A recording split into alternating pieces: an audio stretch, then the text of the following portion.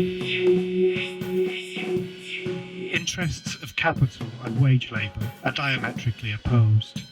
Effect of growth of productive capital on wages. We thus see that even if we keep ourselves within the relation of capital and wage labour, the interests of capital and the interests of wage labour are diametrically opposed to each other. A rapid growth of capital is synonymous with a rapid growth of profits. Profits can grow rapidly only when the price of labour, the relative wages, decrease just as rapidly. Relative wages may fall, although real wages rise simultaneously with nominal wages, with the money value of labour, provided only that the real wage does not rise in the same proportion as the profit. If, for instance, in good business years wages rise 5%, while profits rise 30%, the proportional, the relative wage has not increased, but decreased. If, therefore, the income of the worker increases with the rapid growth of capital, there is at the same time a widening of the social chasm that divides the worker from the capitalist, and increase in the power of capital over labour, a greater dependence of labour upon capital. To say that the worker has an interest in the rapid growth of capital means only this, that the more speedily the worker augments the wealth of the capitalist, the larger will be the crumbs which fall to him, the greater will be the number of workers that can be called into existence, the more can the mass of slaves dependent upon capital be increased. We have thus seen that even the most favourable situation for the working class, namely the most rapid growth of capital, however much it may improve the material life of the worker, does not abolish the antagonism between his interests and the interests of the capitalist. Profits and wages remain as before, in inverse proportion. If capital grows rapidly, wages may rise, but the profits of capital rises disproportionately faster.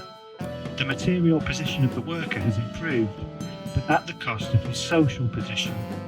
The social chasm that separates him from the capitalist has widened. Finally, to say that the most favourable condition for wage labour is the fastest possible growth of productive capital is the same as to say the quicker the working class multiplies and augments the power inimical to it, the wealth of another which lords over that class, the more favourable will be the conditions under which it will be permitted to toil anew at the multiplication of bourgeois wealth, at the enlargement of the power of capital, content thus to forge for itself the golden chains by which the bourgeoisie drags it in its train. Growth of productive capital and rise of wages, are they really so indissolubly united as the bourgeois economists maintain? We must not believe their mere words. We dare not believe them, even when they claim that the fatter capital is, the more will its slave be pampered. The bourgeoisie is too much enlightened. It keeps its accounts much too carefully to share the prejudices of the feudal lord, who makes an ostentatious display of the magnificence of his retinue. The conditions of existence of the bourgeoisie compel it to attend carefully to its bookkeeping. We must therefore examine more closely into the following question. In what manner does the growth of productive capital affect wages? If, as a whole, the productive capital of bourgeois society grows, there takes place a more many-sided accumulation of labour. The individual capitals increase in number and in magnitude. The multiplication of individual capitals increases the competition among capitalists. The increasing magnitude of increasing capitals provides the means of leading more powerful armies of workers with more gigantic instruments of war upon the industrial battlefield. The one capitalist can drive the other from the field and carry off his capital only by selling more cheaply. In order to sell more cheaply without ruining himself, he must produce more cheaply, i.e. increase the productive forces of labour as much as possible. But the productive forces of labour are increased above all by a greater division of labour and by a more general introduction and constant improvement of machinery. The larger the army of workers among whom the labour is subdivided, The more gigantic the scale upon which machinery is introduced, the more in proportion does the cost of production decrease, the more fruitful is the labour. And so there arises among the capitalists a universal rivalry for the increase of the division of labour and of machinery, and for their exploitation upon the greatest possible scale. If now, by a greater division of labour, by the application and improvement of new machines, by a more advantageous exploitation of the forces of nature on a larger scale, a capitalist has found the means of producing with the same amount of labour, whether it be direct or accumulated labour, a larger amount of products of commodities than his competitors. If, for instance, he can produce a whole yard of linen in the same labour time in which his competitors weave half a yard, how will this capitalist act? He could keep on selling half a yard of linen at old market price, but this would not have the effect of driving his opponents from the field and enlarging his own market. But his need of a market has increased in the same measure in which his productive power has extended. The more powerful and costly means of production that he has called into existence enable him, it is true, to sell his wares more cheaply, but they compel him at the same time to sell more wares, to get control of a very much greater market for his commodities. Consequently, this capitalist will sell his half yard of linen more cheaply than his competitors. But the capitalist will not sell the whole yard so cheaply as his competitors sell the half yard, although the production of the whole yard costs him no more than does that of the half yard to the others.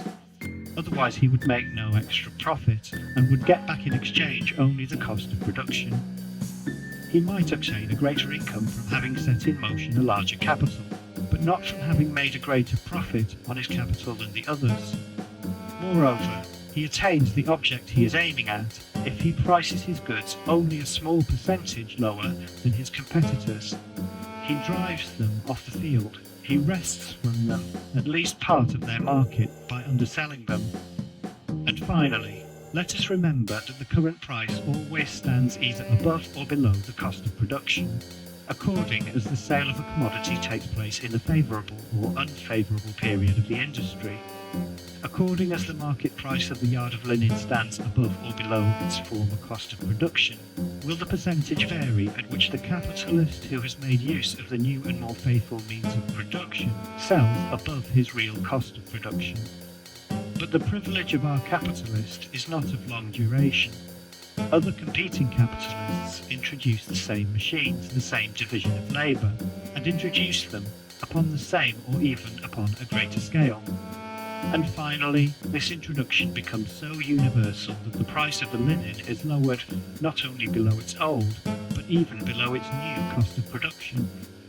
The capitalists therefore find themselves, in their mutual relations, in the same situation in which they were before the introduction of the new means of production. And if they are by these means enabled to offer double the product at the old price, they are now forced to furnish double the product for less than the old price. Having arrived at the new point, the new cost of production, the battle for supremacy in the market has to be fought out anew. Given more division of labour and more machinery, and there results a greater scale upon which division of labour and machinery are exploited, and competition again brings the same reaction against this result. End of chapter 8.